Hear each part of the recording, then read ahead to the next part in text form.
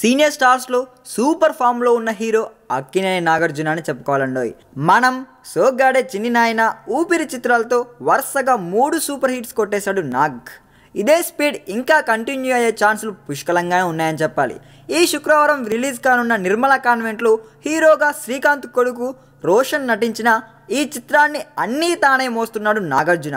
ముఖ్యంగా second half అంతా నాగార్జున ఉన్నారంటే ఈ క్యారెక్టర్తో ఆయన ఎంత కనెక్ట్ అయ్యాడో అర్థమైపోతుందండోయ్.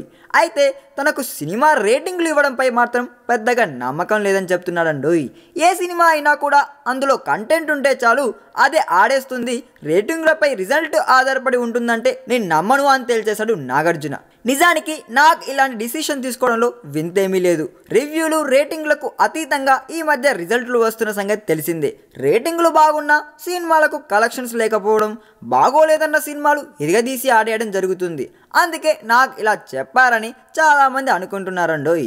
ఏది ఏమైనా హీరో శ్రీకాంత్ కొడుకు రోషన్ నిర్మలా కాన్వెంట్తో టాలీవుడ్కి పరిచయం కానుండగా ఈ చిత్రంలో నాగార్జున పాత్ర సెకండ్ హాఫ్లో వచ్చి యాక్టివ్గా మారిపోతుందంట. ఇదే కాకుండా ఓం నమో వెంకటేశ్వర చిత్రంలో కూడా నాగార్జున నటిస్తున్నారు. హతీరాం బాబా పాత్రలో నాగ్ మరోసారి మనందరి మనసులు దోచుకోబోతున్నారంటండోయ్. ఇదండి, మరిన్ని న్యూస్ అప్డేట్ కోసం మా ఛానల్ని సబ్స్క్రైబ్ చేయండి. అంతేకాదండోయ్, ఈ వీడియో నచ్చితే కమెంట్ బాక్స్లో మీ కమెంట్ కూడా పోస్ట్ చేయవచ్చు. అలాగే లైక్ చేసి షేర్ కూడా చేయండి. మరి మా ఛానల్ని సబ్స్క్రైబ్ చేయడం మాత్రం అస్సలు మర్చిపోదండి.